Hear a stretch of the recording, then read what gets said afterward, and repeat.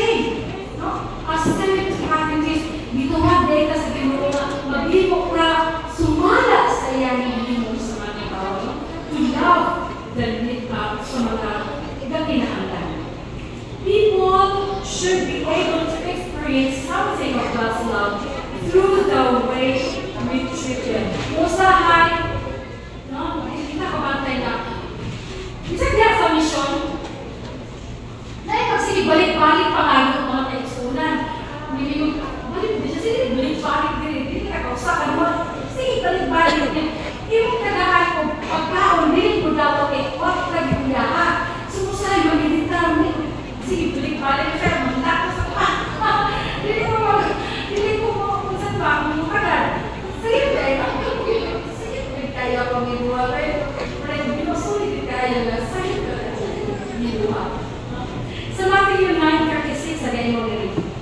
Matthew tells us that when Jesus saw the multitudes, he was moved with compassion for them. Because they were weary and scattered like sheep having no shepherd. Ngayon na dito mga kaligino ng Jesus makaisunan, pinakakita siya o kinahanglan. Kita, kung magsunoy-sunoy ka, kung saan kaya ako makitaan? Mga sana ka na mga bags, mga shoes na mga night, sa ka na mga shoes, lamit ba siya mo bistina, lamit ba yung panamit, kung saan wala ako makita, wala pa nakakita sa nakita na Ginong Jesus. Kaya kung saan nakita na Ginong Jesus mga kaisunan, no?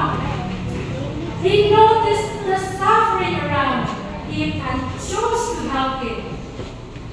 And chose to help others by feeding the hungry, forgiving those who felt overwhelmed by guilt, healing the sick, comforting the sad and bereaved, and helping the people to feel safe and grateful. Wallahi, hindi ka ito makita